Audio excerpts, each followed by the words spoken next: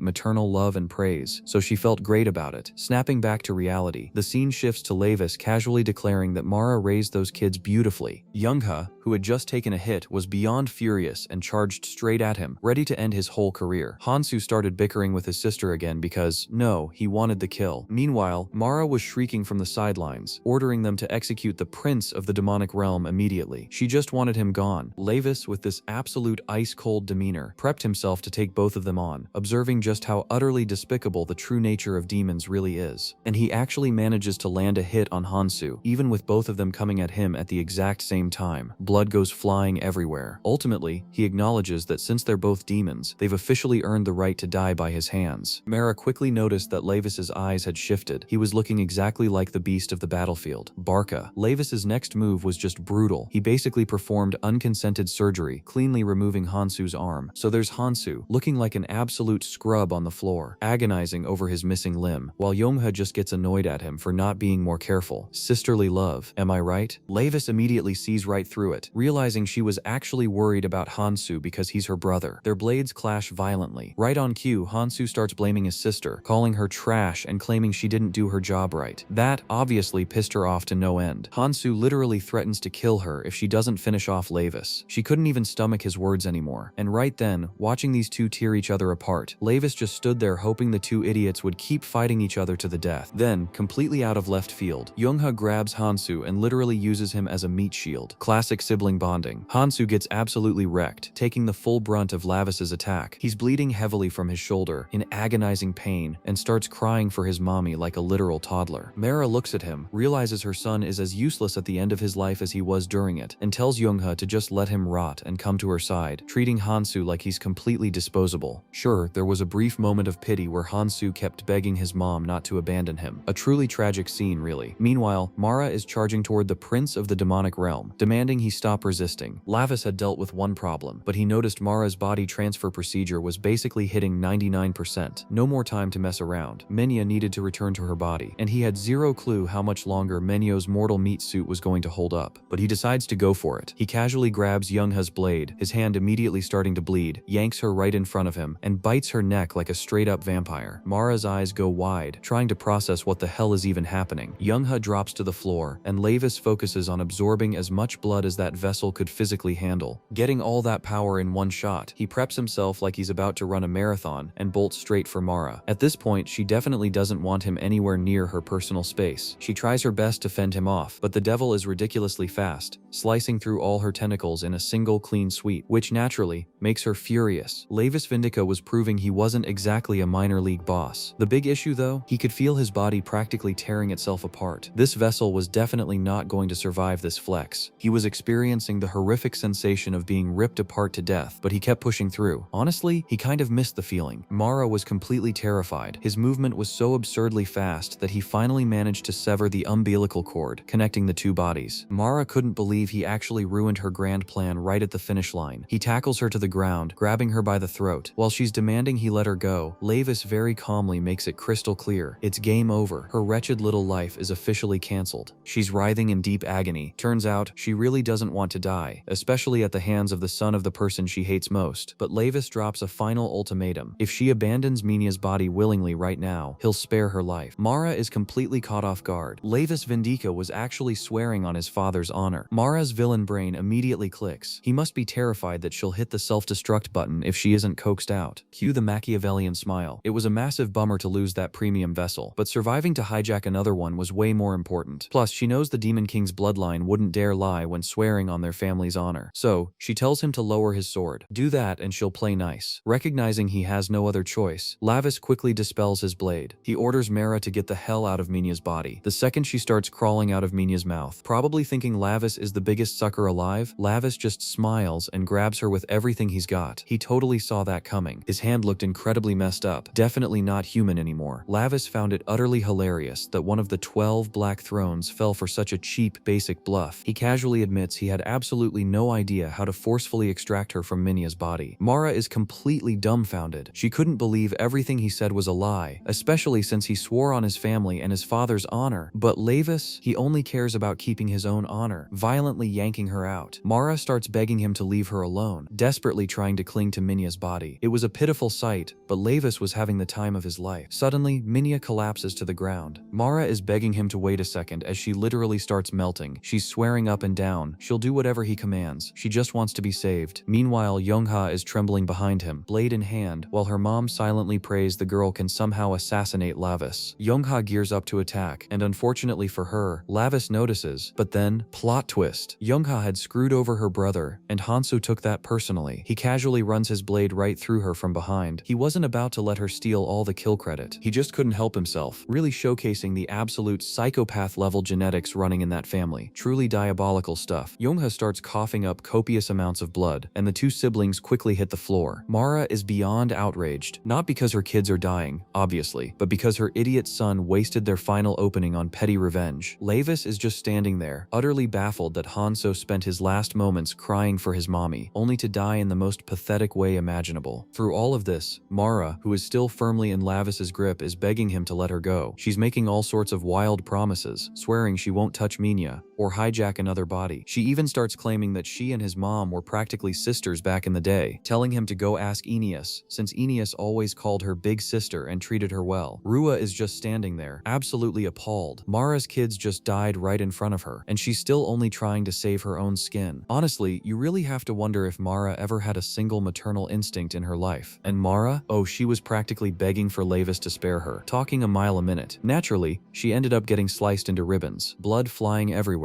Classic. Levis literally couldn't care less about her fancy title as a former member of the 12 Black Thrones. To him, her fame was worth about as much as a used napkin. And so, just her severed head hit the dirt, completely flabbergasted that she got humiliated by Levis Vindika. To make matters worse, it was by the hands of Aeneas's son. She refused to accept it, and even as a talking head, she was more than willing to kill him. To shut her up, Levis gave her a good hard stomp. Spoiler alert, stomping on her was a terrible idea. That trash-tier witch just melted into this weird slime and stuck straight to his sneakers. Gross. But then, he just casually started absorbing her power right through his eye. Honestly, it was a pretty unique energy. Levis was just relieved that this dragging fight was finally over. Rua, of course, already expected her master to pull off the win. In the end, Levis noticed that the ex-member of the 12 Black Thrones was somehow still overflowing with power. That is, until he glanced at his hand and felt something off. The whole place had this absolutely vulgar, filthy stench to him, making him feel like he just wasted his time for zero payoff. Meanwhile, Rua was getting all in her feelings over those twin brothers. If Mara hadn't crossed into the human realm, those kids might actually be living happily with their real mom. But Levis knew damn well that was a reality they'd never get to see. Because let's face it, even if your parents aren't literal demons, kids can still end up dying because of their parents' sheer greed. Enter Veltia, who had been secretly creeping on this whole ordeal. Seeing that Levis just defeated Mara, she smartly decided it was time to dip, but Levis sensed her trying to leave and called her out, giving her a massive jump scare. She desperately tried to hide behind a pillar, but the dude was well aware and just wanted her out of there. While she was pathetically begging him to pretend he didn't see her, Levis dropped the bomb that he already knew it was Veltia, completely catching Rua off guard. Now, Veltia is famous as a weapon artisan from a traditional family in the demon realm. She's the youngest of the Murtano family, showered with love and affection, and casually flexes the title of the supposedly once in 3,000 years forged genius. No big deal. Levis wanted to know why she followed him all the way here, feeling insanely awkward. Veltia explained that it was actually Banbei who said she was basically a gift for Levis, but since the surprise was ruined, she was making her exit, and with that, she launched herself out the window at an absurd speed. Among all the noble ladies, Veltia was easily the most reckless and arrogant, and she was notorious for chasing Levis around the demon realm. Rua was pretty impressed by the fact that Veltia was in Jaehee's body. Levis quickly realized that Banbei had complicated the situation by putting Veltia in Jaehee, and he was ridiculously irritated. He warned Rua that when they returned to the demon realm, Banbei would be his subordinate, and he fully expected Rua to basically oppress the guy to death, but Rua felt she wouldn't dare to go that far. At the same time, she covered her mouth so Levis wouldn't literally bite a piece off her. When she asked how long this would last, he casually declared, "Forever." Cut to the next scene. We've got Barca spilling everything to his sister Aeneas about what her boy just did to Mara. You know, chopping off her tentacles and stepping on her head. It was disgusting, even for Barca, and Aeneas just put on an act, pretending to actually pity Mara. Barca figured she should just enjoy it and stop hiding her smug smile. But Aeneas pretended she wasn't missing out on the fun, though she strongly suggested her brother stop using her son. After all, he had already killed Mara for fleeing to a human realm, so she believed that was enough. She complained she couldn't rest a single day knowing her kid was in the human world. Barca, noticing she was sipping on a very rare and precious tea from the Roytes family, cleverly changed the subject to avoid the fact that he was totally taking advantage of his nephew. Besides, in that state, Lavis could use his original power. Barca smugly figured his sister had nothing to worry about and could just keep drinking her tea in peace. But Aeneas wasn't silly. She knew Barca, Gamadare, and Banbe were planning something, and she wanted the details. Barca tried to explain that the Great Demon King had no idea, but Aeneas wasn't buying it. She saw zero chance that Banbe could implant a blood demon stone in Lavis's body without the Demon King knowing. Suddenly, she realized something and her eyes went wide. She understood that her brother was using Lavis to capture Morgus. Barca made a whole point of showing that his sister had figured it out perfectly. In a heartbeat, Aeneas flew right at his throat, promising to end her younger brother's life. He explained that Lavis also wanted to do it, and as an uncle, he just wanted to see his nephew's wish fulfilled. Aeneas realized she should have killed her brother 1,000 years ago. Meanwhile, Banbe was just sitting there, drinking his tea as quietly as physically possible, believing that in their past life, they actually wanted to kill each other. It was funny they ended up really meeting after reincarnation. Morgus was the ruler of death, the demon king of the end who reduces all existence to nothing. When the winds of death blow, the celestial, demon, and human realms will be extinguished one by one. Morgus is a cruel architect, seeking to devour the human world and reorganize the demon realm. Ultimately, Banbe judged that Morgus should just wait a little bit, because Lavis was getting dangerously close. Next up, the scene changes to Lavis looking at Minya on the bed. Lavis felt he paid off the debts of loaning her body. Just then, Minya's mother arrived, completely baffled as to how she ended up collapsing in a training field. She asked Minyo, who naively believed she just felt some pain in the practice room. And then there's that absolute clown, Taesik. This total sucker was wanting to blame Minyo for what happened to Minya, presuming that Minyo and his sister planned the whole thing to harm him. Because obviously, he's the absolute center of the world. And his wife? She couldn't even believe the guy was spouting that kind of garbage. In the end, he just figured everyone was jealous and didn't want the girl to become an idol. Every time she got posted on social media, he drowned in praise. That piece of trash was only worried because she was essentially his meal ticket. He honestly judged that they were both loving the attention. So what does he do? He orders his secretary Kim to snap some photos of Minya, planning to spin a sob story that she was stalked and ended up like that. The guy fully believed he was about to score major sympathy points and a ton of votes, but Lavis? Oh, he was not having any of it. He saw right through that bastard who couldn't stay in his lane. Just as Lavis was about to step up and give Taesik a reality check, the girl's mom beat him to the punch, telling Taesik to cut the crap. Seeing that Taesik only cared about his own skin, he got seriously offended. The exhausted mother finally unloaded on him. She used to think he'd actually be a decent father, but nope, he was just a gold digger milking her family's fortune to play the good family man card for his little election campaign. The girl's mom was completely over it. Meanwhile, in his twisted head, he actually thought he was doing her a favor, taking in a woman who fell for some miserable, broke loser, ran away, and popped out 2 kids with him. Taesik even recalled her dad begging him to look after the 3 of them, thanking him profusely. The guy was so astronomically pathetic that he literally blamed the woman for her late husband's death, assuming she was out to kill him too, and had the nerve to call her and her kids ungrateful. Lavis just stared at this so-called politician, completely disgusted, realizing that every single word vomiting out of his mouth literally reeked. You couldn't even call Taesik a human at this point. Ultimately, Lavis was incredibly pissed that he couldn't just casually murder humans in this world, but hey, he figured breaking a few of the guy's bones wouldn't hurt, right? That is, until the woman told Taesik to shut the hell up, calling him a straight-up piece of shit. She was absolutely furious. Even Lavis was caught off guard. Clearly, someone wasn't getting their needs met in the bedroom, if you catch my drift. Taesik was foaming at the mouth from what he just heard, screaming at her like she was a disobedient toddler. The mother of the kids admitted she had been holding back because she didn't want her children getting hurt again. She refused to let them lose 2 fathers. But looking at him now, she saw Taesik for the massive hypocrite he was. The idea of him becoming a mayor was a straight-up joke to her. Hearing her clap back like that, Taesik started to think the woman had officially lost her mind. But she was dead set on making it crystal clear. She was no longer his puppet. From that moment on, she was going to be the noose around his neck. The threat was loud and clear. Lavis had assumed she was just another fragile human, but in that moment, she gave him some major flashbacks to his own mother, Aeneas. Taesik, completely baffled, demanded to know how the hell she dared to speak to him like that, and naturally, he started fully freaking out, screaming his lungs out. Then, cut to a totally different vibe. An American military facility in the Middle East known as the Vulture's Nest. The place was a total disaster zone. Dead soldiers littering the floor, and blood painted absolutely everywhere. Standing amidst the carnage was a demon, staring at a control panel full of buttons, looking like a boomer trying to program a smart TV. He had zero clue what to press. One lone soldier was still breathing, desperately begging the demon to stop. He swore he'd do absolutely anything to keep that demon from hitting the launch button. Meanwhile, the demon was just frustrated that the stupid machine wasn't working. The soldier frantically explained that if those launched, thousands of innocent civilians would be wiped out. But in that moment, the demon completely, utterly ignored the guy's pleading. In the demon's mind, it was simple math. The military built these toys specifically to kill people, so why not use them? And just like that, he accidentally on purpose triggered the missile launch sequence. The soldier, completely mind-blown, couldn't fathom why this random hooded freak was doing something so catastrophic. He begged to know who the hell this guy was. Unable to hold back a flex, the demon proudly revealed he was in fact a demon, leaving the soldier totally bewildered. The demon casually informed the soldier that he was letting him live for one specific reason, so he could go crying back to his superiors and tell them that Morgus was the one who pulled this off. Scene cuts to late afternoon. Just everyday people out on the streets, living their totally mundane lives. A little baby in someone's arms points at something in the sky, showing it to their mom. Boom. An absolutely massive explosion rocks the city. The surviving soldier was left feeling like absolute garbage over what just went down. Meanwhile, Morgus casually ordered Shua, who was chilling right next to him, to bring him the fragment. Morgus was genuinely scratching his head, trying to understand why humans would blow so much time and money building something so wonderfully destructive, only to hide it away in a bunker. In the devil's eyes, that was a tragic waste of potential. He was pretty damn thrilled to have found the fragment without even lifting a finger, assuming it was going to be smooth sailing from here. Cut back to Lavis having a little chat with Sion. Sion dropped the news that his mom was filing for divorce. The real kicker though, she probably wouldn't be able to get the family money back. Lavis was simply not having it. To live a decent, comfortable life in this world, cash was king. Lavis had this overwhelming urge to just end Tasik right then and there, but that was off the table for now. Instead, he demanded that Sion figure out a way to retrieve the cash, basically treating the kid like he was some omnipotent earth god who could just snap his fingers and make it happen. To be fair, Lavis put his faith in the four-eyed kid because the kid was genuinely smart, like easily the smartest person he knew. Though, to be completely honest, Lavis only really knew him and his family anyway. Regardless, Lavis saw a lot of value in Sion, especially since the kid was the mastermind who created that little app to distribute drugs. But Lavis casually dropped that fun fact out loud, and Sion panicked, not wanting his illegal side hustle broadcasted to the world. Sion practically slapped his hand over Lavis's mouth to shut him up. Lavis shoved him off, thinking it was absurdly audacious for Sion to even touch him. At this point, Sion just wanted to get the hell out of there. Lavis calmly explained they'd leave only after handling one last piece of business. Veltia was standing there, hilariously dressed in a full pink bear mascot suit. Lavis wanted her to pack it up and head back to the demon world. Obviously, she was on the clock and pretended she didn't hear a damn word he said. She even offered him another round of whatever they were drinking, promising it would freeze even his cold heart. Sion immediately noticed she was just trying to maintain professional composure, but Lavis knew the real deal. She couldn't even bring herself to look him in the eye, so trying to hold a normal conversation with him was basically a lost cause. Sion was already well aware that Veltia was the supposed forge genius, and ultimately, he wanted to know exactly what kind of relationship Lavis had with her. Back when Lavis was still in his mother's womb, the demon lord granted an eternal flame to his father. Born in the foundry, he was burned by it before he even opened his eyes. They treated that flame with massive reverence, mostly because it literally came from the top boss, the demon lord himself. That flame was supposed to guide him on the exact path he was destined to follow. The fire scorched his flesh, turning his entire world red. It was brutally hot. Ultimately, the work was completed, and they presented Gamadire with the mouth of Cositas. This little beauty sucked up the false oaths of traitors and spat them back out as shards of ice, as a punishment. It was a masterpiece that basically sublimated pain into art, a genuine work of art crafted by the genius of the Murtano family. The guy presenting this flex was named Valdior, and Gamadire had already been hearing rumors that Valdior's daughter, Veltia, was pretty much taking the demon realm by storm. After seeing her handiwork, the Demon King finally got the hype. Her work was absolutely flawless. To him, the mouth of Cositas was a masterpiece that would remain in the demon realm for ages, and he figured the young demon's skills could easily be called extraordinary. He even let out a heavy sigh, feeling honestly jealous that Valdior had a prodigy for a daughter, especially since Lavis gave him nothing but massive headaches. Valdior actually felt a bit sorry for his king. In the end, Gamadire told Valdior not to sweat it. He was just venting, and thanked him for the gift. And right then and there, he officially placed the weapon development of the demon realm into the hands of the Murtano family, making it crystal clear that they were carrying a heavy burden of responsibility. Next, the scene cuts to Valdior, checking to see if his daughter had heard it right, because the literal Demon King had just admired her work. But the girl just stood there, completely silent, while her dad smugly judged that she was the absolute best piece of art their family had ever produced. Talk about parental pressure. there. Suddenly, they heard someone groaning in pain. Turns out it was Aeneas, and she was ridiculously pissed off at her son. Why? Oh, just because he was casually slaughtering everyone in the demon realm. He was turning noble territories into literal seas of blood. She warned him that one day he was going to be king, and a real king is someone capable of forgiveness and magnanimity. But Lavis, yeah, he didn't exactly see it that way. In his head, a demon lord should be utterly ruthless. So she made it perfectly clear that she was going to show him what ruthless really meant by dragging his ass straight to his uncle. This actually got him worried, because his uncle was a major problem, and that, folks, was exactly where he ended up meeting Veltia. Her dad, Valdior, kept calling her a work of art, and that flame had basically turned her into a full-blown alchemist. For 300 years, she had been dealing with fire in the foundry, creating weapons just by reading books and doing alchemy-related research. Then, the scene flashes back to the past, where some girl was super annoyed. Apparently Khosri, a short-haired demon, had gobbled up 3 of the hall's fruits, even though the count had explicitly given them to all 3 of the girls to share. To make matters worse, that annoyed girl was sent off to clean the stables. Khosri tried to play it off like it wasn't on purpose, claiming she just thought the stables were dirty. She was also pretty terrified that Tetun would wrap up her tail and hang her from the ceiling. But the other demon felt Khosri should have just eaten 2 fruits to show some basic common sense. Playing the peacemaker, Veltia quickly offered the girl, named Juan, 2 of her own fruits, just trying to make things fair. But Khosri tried to argue that wasn't necessary, since the great fruit heist happened yesterday, and she hadn't eaten anything today. So, her flawless logic was that she should get 1, and Juan should get 2. Even so, Veltia didn't see any issue with both of them eating. Juan honestly couldn't comprehend how Veltia could be so damn sweet. She absolutely hated the fact that Veltia was kept locked up in the foundry all the time. It seemed completely horrible to her. But Veltia kept her father's words in mind. She could finally leave this place once she reached the Black Throne. Khosri was still holding out hope that day would come, even promising that they'd take Veltia to the Demon Lord's castle so she could finally lay eyes on Prince Lavis. Veltia really liked the sound of that. For her, living in that condition, listening to the maid's stories of jealousy, friendship, and romance, those were the only books that made her feel truly alive. That is, until the day of pain arrived. A life born in the foundry and strictly confined to the foundry. As time passed, Veltia's knowledge of the demon realm's alchemy seriously stacked up, and her magic grew intensely strong. It got to the point where her alchemy became straight up uncontrollable. She was in agonizing pain because it was running so insanely hot. The maids who stayed with her were showing some serious concern, but she was more worried about Juan and Khosri, begging them not to come anywhere near her. And then, tragedy struck. Because the 2 of them were worried and tried to help her out, they ended up getting completely torched by that fire. They were reduced to literal skulls in an instant. Hell, they didn't even get to enjoy the barbecue. Veltia was left in absolute shock. Almost immediately, she broke down crying over what had happened. Time flowed like molten iron, only intensifying the flames. Her heat just kept burning stronger and stronger, getting to the point where it literally melted them away. Veltia suffered immensely from the loss of her 2 maids, screaming all by herself in that miserable place. And so, from that day forward, any demons with weak magic were strictly banned from entering her foundry. Valdior finally saw that his daughter had essentially become the flames themselves. But Veltia wasn't exactly comfortable with that setup, making it very clear she wanted out of that place. Valdior got absolutely furious. Assuming his daughter was losing it, he warned her that she could never ever leave, because their family would be in deep trouble if someone took her away. After all, their family had finally secured a spot in one of the 12 Black Thrones. And then he hit her with the ultimate guilt trip, asking if she wanted to murder even more innocent demons like Khosri and Juan. His harsh words caught his daughter completely off guard, because obviously, turning her friends into extra crispy ash wasn't exactly on her bucket list. And just like that, she drilled it into her head that she was never getting out of there. Her dad, oh, he just stood there rocking this wicked Machiavellian smile while his daughter started shaking and suffering like crazy. That's exactly how Veltia ended up completely isolating herself from the world. Next up, the scene shifts to a gloomy, rainy day. For literally decades after that, the only trace of living things she ever came across were the order forms her dad dumped in front of the foundry. In that miserable setup, all her memories basically morphed into cold metal scraps, and the very traces of her existence just started fading away, right along with her will to live. On that particularly wet day, Lavis rolled up to the spot with Banbei, who was completely pissed off and couldn't fathom why he even bothered following Lavis in the first place, seeing as he was absolutely drenched from the rain. Lavis was getting seriously annoyed by the guy crying over a little water. Bottom line, Lavis needed a weapon truly worthy of the Demon King, but his old man kept feeding him that "you're not ready" garbage, so he went rogue and showed up on his own. He'd heard the rumors about some god-tier alchemist around these parts, who could craft literally anything you asked for, and he figured he might as well shoot his shot. Since Banbei was nosy and wanted to know exactly what kind of weapon they were after, Lavis casually dropped that he wanted the absolute most perfect sword in the entire demon realm. No big deal, right? He then told Banbei to look up the name of this mysterious alchemist. Banbei didn't actually know it, since they were basically running on pure gossip, but he was pretty sure it sounded something like Veltia. Meanwhile, she was literally standing right behind them, eavesdropping on the whole thing. She completely froze, totally lost on what to do. But those two definitely knew they were looking for a big-shot alchemist, mostly because her family had managed to score a seat among the 12 thrones. Poor Veltia was standing there, completely clueless on how to act. Banbei thought it was hilarious that basically everyone in the demon realm was swinging a weapon forged by her hands, except for Lavis. Obviously, that fact alone had Lavis fuming, and he was dying to find this alchemist, mostly because he was roasting alive from the heat in there. Veltia finally connected the dots, and realized this guy was none other than Prince Lavis himself. She couldn't wrap her head around why he'd be looking for her, even though, ironically, she is the literal genius alchemist of the Murtano family. Ultimately, she just waited there hoping he'd look her way. Suddenly, Lavis finally spotted her lurking, and immediately demanded to know when she even walked in. He also asked if she knew the genius alchemist hiding around these parts. She got insanely shy and couldn't even form a sentence. Banbei started sweating bullets. He had no idea this random girl was actually the genius alchemist, so he just assumed they were completely screwed if they got caught trespassing. Lavis, he couldn't care less. They were already spotted, so in his mind it was whatever. That's the exact moment she drops the bomb. Her name is Veltia, and she's the very alchemist they've been hunting for. Banbei thought that was highly unlikely. To him, she was just some girl. The rumors painted the alchemist as this grotesque monster that would melt regular demons just by looking at them. Veltia was absolutely shocked. She had zero clue people were spreading that kind of trash about her. Lavis, being way taller, stepped in super close, realizing she really was just a normal-looking girl. Finding the whole thing incredibly sus, he challenged her to forge a sword for him, just to prove it. But here's the kicker. He called her girl, but in her totally flustered state, she convinced herself he called her cute. At the same time, her brain short-circuited. She somehow took it a step further and thought he was calling her lovely. She was getting literally everything wrong, dying of sheer embarrassment. Still, blushing like crazy, she made it very clear she could indeed make that sword for him. He naturally asked what she needed to get it done. She told him she had to melt materials in the flames, and oh yeah, just a minor detail, she needed to see his soul. Lavis found that incredibly weird, and was definitely not on board with stripping his soul bare for a stranger. Veltia quickly explained it wasn't what he was thinking. She just needed him to show his soul's core, along with the path he walked. Even so, Lavis couldn't wrap his head around how she was supposed to actually see that. She promised she'd merely observe. Deep down, she fully bought into her own delusion that he called her lovely, and since he was the very first person to ever do that, she was more than ready to forge him a sword using every single ounce of knowledge she possessed. So, after that fateful day, in order to properly observe Lavis, she scraped together some courage and stepped out of the foundry all by herself. She conquered her fears, all for the sake of Lavis. Then, the scene cuts to her basically creeping on him from a distance while he was training with his dagger. She couldn't help but notice and absolutely obsess over his jawline, finding it ridiculously attractive. Proving she was being a total weirdo about him, she also took a solid look at his pecs, which, in her thirsty little mind, looked like an absolute snack she just wanted to take a bite out of. She was all hot and bothered,